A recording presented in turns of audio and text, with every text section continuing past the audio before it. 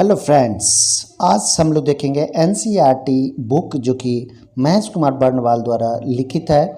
और इसमें आज उद्देशिका पढ़ेंगे, प्रियम्बुल को पढ़ेंगे। और इसमें जो प्रश्न पूछे जाते हैं, बहुत महत्वपूर्ण चैप्टर है ये उद्देशिका। इससे प्रश्न आते हैं और कहाँ कहाँ से आते हैं, कैसे प्रश्न बनते हैं, ये हम बताएंगे आपको। और वीडियो ज़्यादा से ज़्यादा देखें, समझें। और इसका पीडीएफ भी आप लोगों को उपलब्ध कर दिया जाएगा। अगर आप पीडीएफ देखना चाहते हैं तो आप टेलीग्राम डिस्क्रिप्शन में टेलीग्राम का लिंक है, उससे आप ज्वाइन कर सकते हैं। प्लेलिस्ट में एनसीईआरटी के सारा जो चैप्टर हम लोग वीडियो देख रहे हैं, सारा वीडियो वहाँ पे है प्लेलिस्ट में, डिस्क्रिप्शन में जाकर ज़रूर देखें। और प्रस्तावना को हम लोग देखेंगे। प्रस्तावना में क्या क्या है, प्रस्तावना क्या है, ये हम लोग देखेंगे। हम भारत के लोग भारत को एक संपूर्ण प्रभुत्व संपन्न समाजवादी पंथ निरपेक्ष लोकतंत्रात्मक गणराज्य बनाने के लिए तथा उसके समस्त नागरिकों को सामाजिक, आर्थिक और राजनीतिक न्याय, देखिए न्याय 3 प्रकार के हैं, सामाजिक, आर्थिक और राजनीतिक न्याय, हमेशा याद रखेंगे। विचार, अभिव्यक्ति, विश्वास, धर्म और उपासना की स्वतंत्रता। उद्देशिका में ये भी पूछे जाते हैं कि स्वतंत्रता कितनी प्रकार के हैं, तो विचार, अभिव्यक्ति, विश्वास, धर्म और उपासना की स्वतंत्रता। कैसे याद किया जाता है आप ये देखें। उद्देशिका से कैसे प्रश्न पूछे जाते हैं ये देखें। बाकी आपको कुछ नहीं करना है, आप सिर्फ वीडियो देखें। हम सारा चीज़ आपको बताएंगे, सारे मटेरियल्स को आपको बताएंगे, आपको सिर्फ वीडियो देखना है। तो 3 तरह के न्याय का वर्णन किया गया है उद्देशिका में। एक सामाजिक, आर्थिक और राजनीतिक न्याय की बातें कही गई है। जबकि स्वतंत्रता की बात 5 प्रकार की स्वतंत्रता है: विचार, अभिव्यक्ति, विश्वास, धर्म और उपासना की स्वतंत्रता। जबकि प्रतिष्ठा और अवसर की समता है। ध्यान देना है, यह 2 तरह की समानता है, एक प्रतिष्ठा और अवसर, तथा सब में व्यक्ति की गरिमा, राष्ट्र की एकता और अखंडता सुनिश्चित करने वाली बंधुता बढ़ाने के लिए दृढ़ संकल्प होकर अपनी संविधान सभा में आज तारीख 26 नवंबर 1949 ईस्वी मिति मार्गशीर्ष शुक्ल सप्तमी संवत 2006 विक्रमी को एतद द्वारा इस संविधान को अंगीकृत, अधिनियमित और आत्मर्पित करते हैं। तो इस तरह से आपने उद्देशिका को देखा, प्रस्ताव को देखा, प्रस्तावना को देखा। अब इससे जो प्रश्न बनते हैं, अब यहाँ देखें, संविधान सभा में उद्देश्य प्रस्ताव कब प्रस्तुत किया गया था, तो आपको पता होगा 9 दिसंबर सबसे पहला जो बैठक हुआ था संविधान सभा का 9 दिसंबर को हुआ था 1946 ईस्वी में। संविधान सभा में उद्देश्य प्रस्ताव कब प्रस्तुत किया गया था? 13 दिसंबर 1946 को। 13 दिसंबर 1946 को जवाहरलाल नेहरू के द्वारा इसे प्रस्तुत किया गया था। भारतीय संविधान का कौन सा भाग भारत को एक धर्मनिरपेक्ष राज्य के रूप में वर्णन करता है? तो यह संविधान का प्रस्तावना है।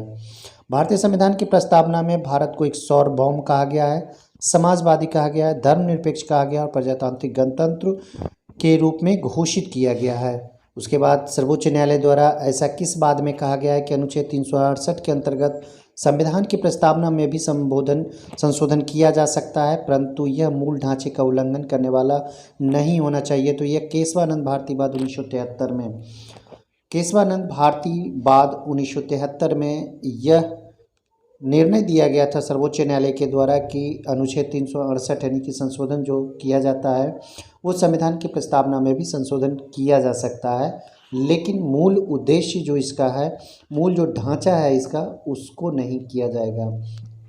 संविधान संबंधी जो विचार है उसको देख लें। उद्देशिका को के.एम. मुंशी ने राजनीतिक जन्मपत्री, ठाकुरदास भार्गव ने कहा है संविधान की आत्मा, जबकि N.A. पालकीवाला ने संविधान का परिचय पत्र कहा है। तो इस तरह से आपने देखा उद्देशिका के बारे में विद्वानों का मत। के.एम. मुंशी के द्वारा राजनीतिक जन्मपत्री, जबकि ठाकुरदास भार्गव ने संविधान की आत्मा किसको बोला है? प्रस्तावना को। और वहीं N.A. पालकीवाला ने प्रस्तावना को संविधान का परिचय पत्र कहा है। अनुच्छेद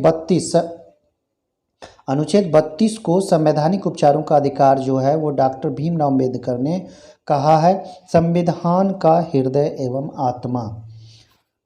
संवैधानिक उपचारों का अधिकार जो कि अनुच्छेद 32 में आता है और यह एक मूल अधिकार है जनता को, और इसे भीमराव अम्बेडकर ने क्या कहा है? संविधान का हृदय और आत्मा। भारत एक गणतंत्र है, इसका अर्थ यह है कि भारत में वंशानुगत शासन नहीं है। भारत के संदर्भ में धर्मनिरपेक्ष शब्द का सही भाव क्या है? तो इसका मतलब होता है भारत में राज्य का कोई धर्म नहीं है। उद्देशिका में सम्मिलित सामाजिक, आर्थिक और राजनीतिक न्याय के तत्व, ये 1917 की रूसी क्रांति से लिया गया है। सामाजिक, आर्थिक और राजनीतिक न्याय, ये 1917 की रूसी क्रांति से उद्भव है। उच्चतम न्यायालय ने किस बाद में यह धारणा प्रस्तुत की कि उद्देशिका संविधान का अभिन्न अंग है? SR बोम्मई बनाम यूनियन ऑफ इंडिया। सभी व्यक्ति पूर्णतः और समान रूप से मानव है का सिद्धांत जाना जाता है सार्वभौमिकता से। लौकिक सार्वभौमिकता भारत में है क्योंकि संविधान की प्रस्तावना आरंभ होती है हम भारत के लोग, with the people of India शब्दों से। तो प्रस्तावना की शुरुआत हम भारत के लोग, ये भी है, ये भी सवाल बनता है। लोक कल्याण शब्द भारत के संविधान की उद्देशिका में नहीं है बल्कि यह नीति निर्देशक तत्व का भाग है। लोक कल्याण यह नीति निर्देशक तत्व का एक भाग है, एक अंश है, जबकि यह संविधान की उद्देशिका में वर्णित नहीं है। अगला पॉइंट है किस संशोधन के द्वारा भारतीय संविधान की उद्देशिका में संशोधन किया गया था? तो यह 42वां संविधान संशोधन था 1976 ईस्वी। भारतीय संविधान की प्रस्तावना में जिन आदर्श और उद्देश्यों की जो रूपरेखा दी गई है उनका विस्तार कहाँ है? तो मूल अधिकार, राज्य के नीति निर्देशक सिद्धांत और मौलिक कर्तव्य के अध्याय में। संविधान की जो प्रस्तावना है, आदर्श है, उद्देश्य है, उसे तीन भागों में विभाजित किया गया है और विषयों को वहाँ रखा गया है, जैसे कि मूल अधिकार हो गया, मूल कर्तव्य हो गया और राज्य के नीति निर्देशक सिद्धांत हो गया। राज्य का सबसे महत्वपूर्ण तत्व संप्रभुता है। समाजवादी, अखंडता तथा पंथ निरपेक्ष शब्द संविधान की प्रस्तावना में किस संशोधन द्वारा शामिल किया गया था? तो यह था 42वां संविधान संशोधन 1976 के द्वारा समाजवादी, अखंडता और पंथ निरपेक्षता शब्द जोड़ा गया था। उद्देशिका को राजनीतिक जन्मपत्री, ये KM मुंशी ने कहा था। प्रस्तावना संविधान का अंग नहीं है। उच्चतम न्यायालय ने यह मत किस बात में व्यक्त किया था? तो है बेरूवारी संघ मामला 1960 में उठा था।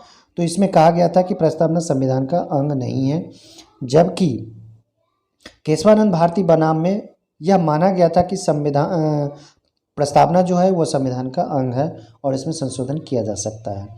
तो ये सारे प्रश्न बनते हैं, बहुत महत्वपूर्ण है, इसलिए इन सब प्रश्नों को जरूर देखें, इन पॉइंट को जरूर देखें, वीडियो देखें आप। बाकी हम क्वेश्चन क्या बनता है PDF हम जरूर देंगे, वीडियो देंगे।